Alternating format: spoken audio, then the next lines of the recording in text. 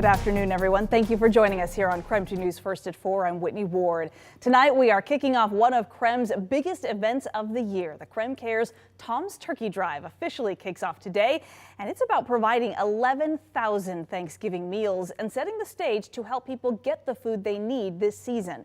And this year, it is more important than ever. A rise in need, along with dwindling supply, has food banks across the nation, including those here in the inland Northwest, struggling. Soaring prices, also coupled with limited supply, now proving to be a brutal combination for families as they try to make ends meet. And at the center of the fight is Second Harvest, working to restock shelves that are consistently being emptied to feed families.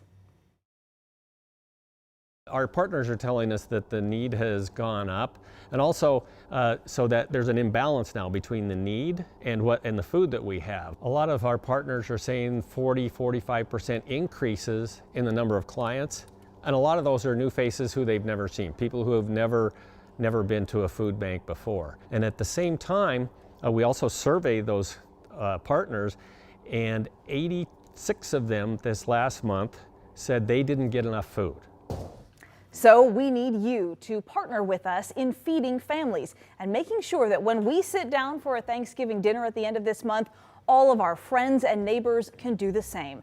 And today, November 1st, not just the start of the month, but the beginning of an inland Northwest tradition that is Tom's Turkey Drive. So to help with that tonight, and the big kickoff is the main event, and the man, it's himself. We're talking, of course, about Tom Sherry, who is live at Rosar's right this minute on Spokane South Hill. Hi, Tom. It's all getting started. How are you feeling tonight? I am feeling great. I heard the story. We know about the need and everything, but I got to tell you personally, I'm going to talk all about that, but I am so happy to be back in the stores. You know, it's been 2 years since we really did this in person like this, but we're kicking it off today. Here it is, November 1st. It's very fall weather out there, as you can see, and you heard the forecast and how it's going to be wind and rain and even maybe some snow. So we're trying to feed 11,000 families a Thanksgiving meal, a complete Thanksgiving meal, and we can't do it without your help. So here's the deal again. We want you to come into Rosar's all month long up through November 23rd and pick up one of these bags. These are the Tom's Turkey Drive bags.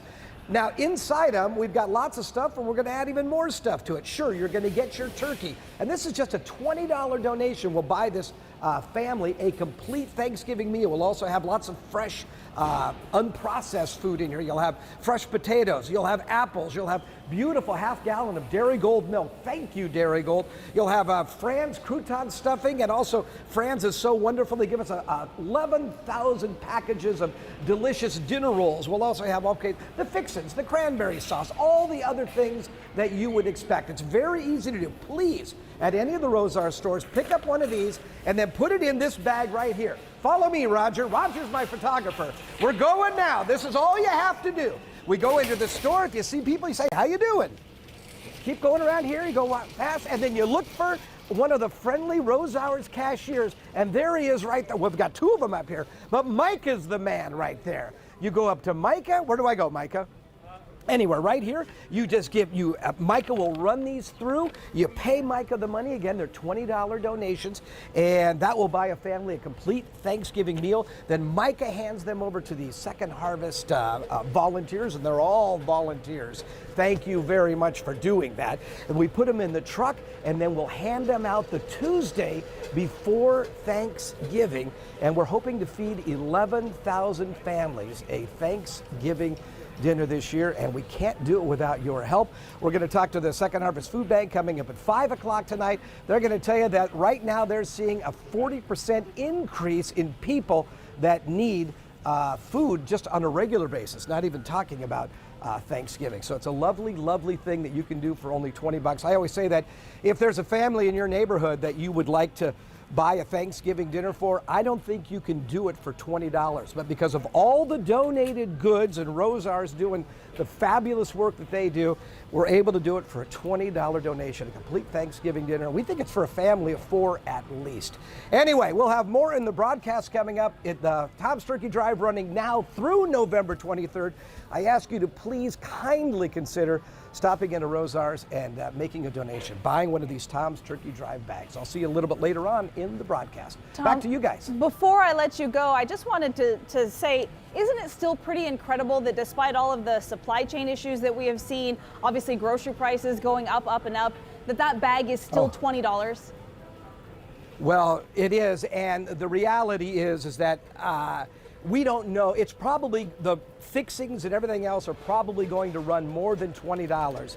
But we're hoping to raise a little bit more money to help supplement that. But I think most likely next year we're going to have to raise it up a little bit. But still, nobody makes a dime on this thing. All the food goes right to the families. Nobody's taking a rake off the top. It's a beautiful, beautiful event that you can be part of, and we need you to consider being a part of. Tom's Turkey Drive, again, going on now through November 23rd. Whitney, I love you. I love you too, Tom. Thank you for all that you do. All right, we'll check back in with you in just a little bit. In the meantime, we want to talk weather now. Today we saw the return of all that rain. Later this week, it could turn into a little bit of snow. So our chief meteorologist, Jeremy Legoo, is here now to talk about that. Hi, Jeremy. You know, Whitney, it's one of those ones where it's such an active weather pattern that I'm sitting over here in my office and every single person in the building came in to ask questions about it. And all I got to say is, yes, it is happening. Yes, we are here. And yes, it is going to be a lot. Right now, we sit at 40 degrees, a rather cool Tuesday with all of this rain coming down across the region. Expect this rain to continue. It's kind of a steady flow, and it's just going to keep coming down through the remainder of the evening. You might catch a quick break, but just know it is back and persists overnight, eventually winding down early tomorrow. We might see a little bit of snow mixing in on the backside of this as it moves up into higher elevations. By tomorrow afternoon, most of that activity is down to our south or in high elevations. You might see a little bit of that rain-snow mix down in the Palouse, but this isn't the real event. The real one actually moves in Friday. So by the time we get to Thursday, we kind of say goodbye to this first little round of it. Then Thursday morning winds up cold, likely the coldest morning we've seen so far this season. Thursday afternoon, we top out in the low 40s. Now, don't let that 50 on Friday fool you. Here's how Friday works out. Friday, we wake up to snow, 1 to 2 inches, pretty widespread. That includes us here in Spokane. Wind picks up, and we're talking enough wind and enough rain and enough moisture transport that we are looking at all of the snow melting, potentially damaging wind gusts, and some serious rain totals by the time we get into the weekend. All right, well, we'll wait to hear more about that, Jeremy. Thank you very much. On that note, though, the city of Spokane already looking ahead to winter, and tonight we are sharing what the city has planned for incoming snow removal and giving you a behind-the-wheel look at the plows that are used to take care of our streets. KREM 2's Janelle Finch tells us now what we can expect from this year's Spokane snow response. Today, Mayor Nadine Woodward shared the city's plan to tackle this year's upcoming snow. She says her team has added more satellites to its city response system, which means you won't have to wait as long to get your streets plowed. Mayor Woodward says the COVID-19 pandemic is still impacting city budgets, but she says snow response is one of the community's highest priorities, and the city will make sure proper funding to clear off streets is always there. Even with the added pressure on the overall city budget, Mayor Woodward says the city is putting more equipment out on the streets to support the city's snow response. Snow gates, extremely popular with our residents, and we have added more snow gates to the system. We're now up to 19.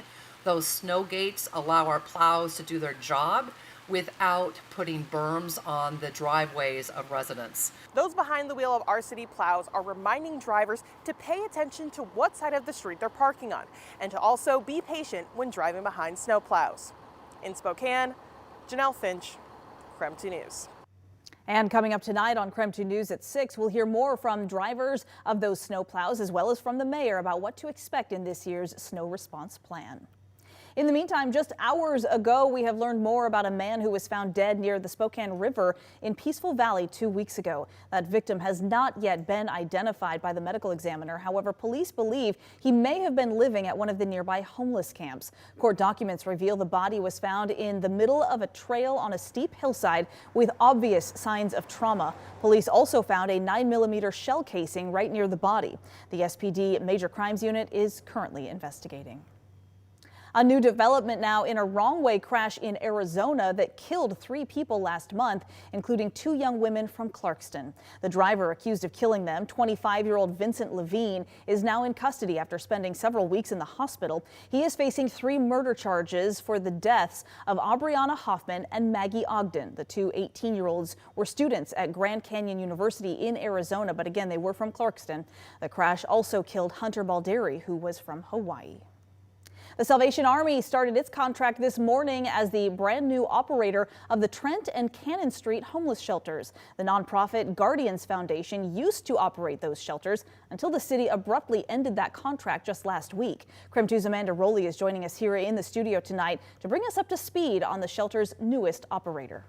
Yeah, Whitney, today is the Salvation Army's first official day as the operator of the Trent and Cannon Street homeless shelters. But prior to this, the Guardians Foundation secured a $6.5 million contract to operate the new Trent shelter. So how did we get here? Well, let's break it down. The Guardians Foundation took over the Cannon Street shelter from Jules Helping Hands in August 2020. About a year later, the city partnered with the Guardians to operate that facility as a year-round homeless shelter. Then, this summer, Spokane City Council named the Guardians as the operator for the new Trent homeless shelter. That contract is good through December 31st.